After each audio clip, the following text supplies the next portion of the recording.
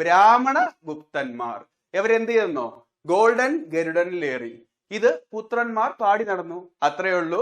ഇതിലെ ഏതൊക്കെ ചോദ്യങ്ങളാണ് ഒളിച്ചിരിക്കുന്നത് നമുക്ക് നോക്കാം. ബ്രാഹ്മണ ഗുപ്തന്മാർ എന്ന് പറഞ്ഞു കഴിഞ്ഞാൽ ബ്രാഹ്മണന്മാരുടെ ഭൂമി എന്ന് അറിയപ്പെട്ടിരുന്നത് ഗുപ്ത സാമ്രാജ്യമാണ്. ഗോൾഡൻ ഗരുഡനിലേറി എന്നാണ് പറഞ്ഞത്. യെസ്, ഇന്ത്യയിലെ സുവർണ കാലഘട്ടം അഥവാ ഗോൾഡൻ കാലഘട്ടം എന്നറിയപ്പെടുന്നതും ഗുപ്ത കാലഘട്ടമാണ്. ഗരുഡനിലേറി എന്ന് പറഞ്ഞു കഴിഞ്ഞാൽ ഗുപ്തന്മാരുടെ മുദ്ര ഗരുഡൻ, ഗുപ്ത ഗരുഡൻ, ആ ഒരു രീതിയിലും കണക്ട് ചെയ്തോളൂ. പാടി നടന്നു പുത്രന്മാർ എന്നാണ് പറഞ്ഞത്. അതിലെ പാടി പുത്രന്മാർ മാത്രം എടുക്കുക. അത് പാടലീപുത്രമാണ്. ഗുപ്തന്മാരുടെ തലസ്ഥാനം പാടലീപുത്രമാണ്.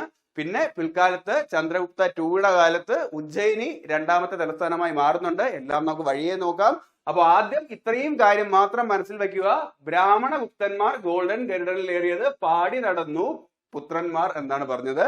യെസ്, ബ്രാഹ്മണന്മാരുടെ ഭൂമി ഗോൾഡൻ ഗരുഡൻ എന്നാൽ ഗോൾഡൻ കാലഘട്ടം, ഗരുഡനായിരുന്നു മുദ്ര. പാടി നടന്നു പുത്രന്മാർ എന്നാൽ പാടലീപുത്രമാണ് അവരുടെ തലസ്ഥാനം.